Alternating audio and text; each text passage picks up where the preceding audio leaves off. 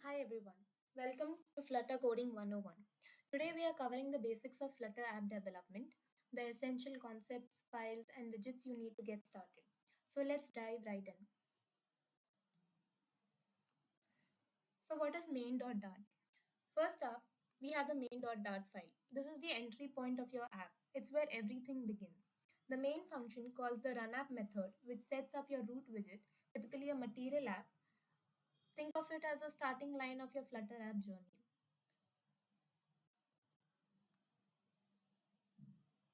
So this is my main.dart file, wherein you can see I will be explaining a little bit more about this file and what I have done with this file later in this video. Let's just start with the basics. pubspec.yaml. So what is the pubspec.yaml file? This file is like your app's shopping list. It includes all the dependencies like external packages, libraries that add functionality to your app. For example, you can include packages for networking like HTTP or for cloud integration like Firebase. It also manages versioning to ensure compatibility between dependencies. It is also used for asset management. For example, here in my pubspec.yml file, I have mentioned the names of the assets that I have included. So I have created a separate folder named assets, inside which there's a folder named images, where I have downloaded some images from the web, and I have mentioned the names of or the parts of these images over here in my pubspec.yml, which I'll be later using in my application.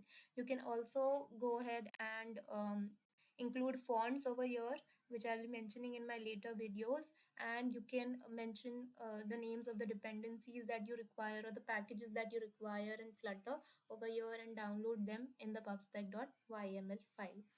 Let's get started with what are widgets. Now, widgets are the basic building blocks of your application in Flutter. There are two different kinds of widgets if you see. They are the fundamental elements, they are reusable components, they provide a declarative approach. They describe how the UI should look, and the framework takes care of rendering and updates. So the two different kinds of widgets that we have are stateful widgets and stateless widget. You use a stateful widget wherein you have to include dynamic content like buttons, or if something is changing in your screen. For example, if you have to include a counter or some action is taking place. A stateless widget is used in places wherein you need to show or use static data, for example like an image or an icon or a text.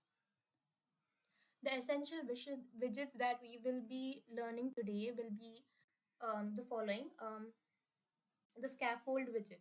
So the scaffold widget provides the basic layout structure. The app bar is basically the top bar which you see in applications with titles and navigation controls. Then there are layout widgets, for example, the row widget, the column widget. If the row is used if you want to align the items horizontally, and the column widget is used if you want to align the items vertically. There's also the center widget if you want to align a particular item in the center of the frame.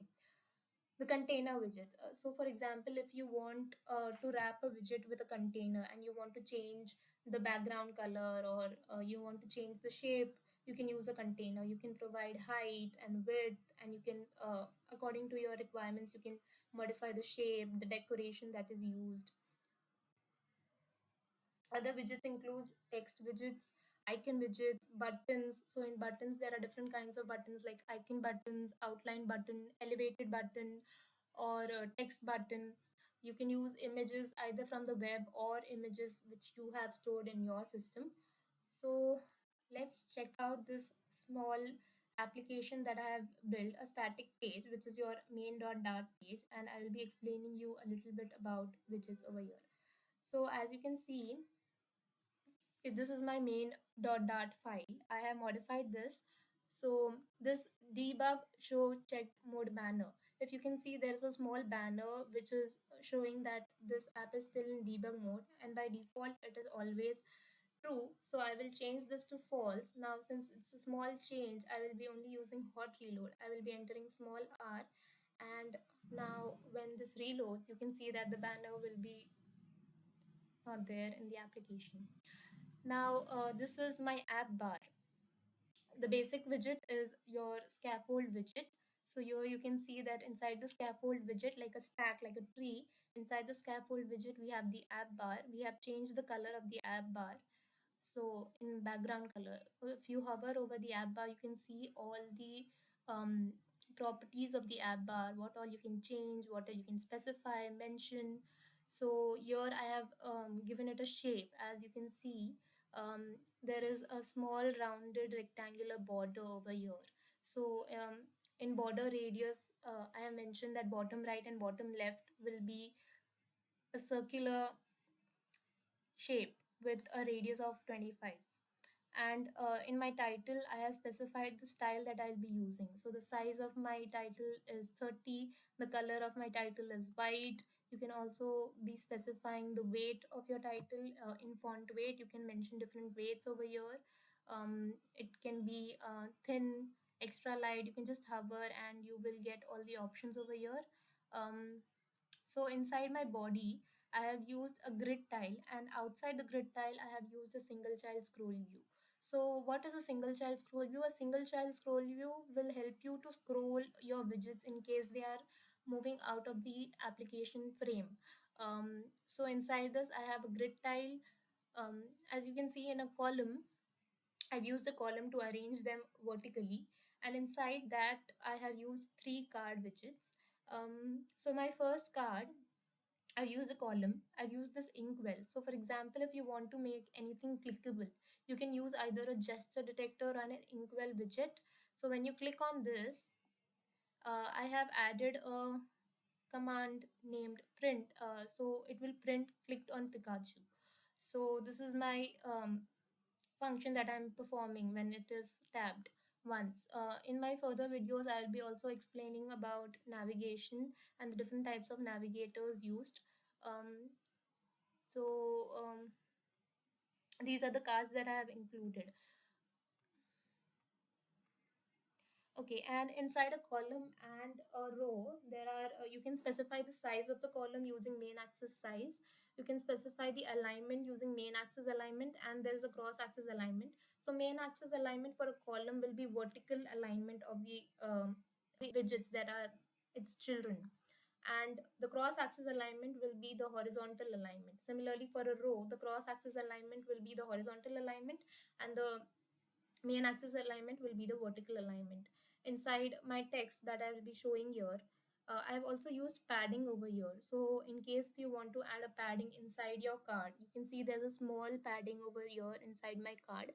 I have specified it as 5. You can also use edge dot only, and you can specify the padding on each side, top, right, left, and bottom. um, in case now this text that I have shown, which is Pikachu, if I want to make it uppercase, I am using dot to uppercase, which is basically I am capitalizing my string.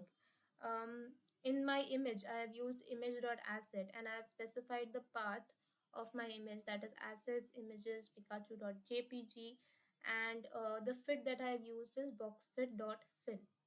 You can use different fits over here. It could be fill or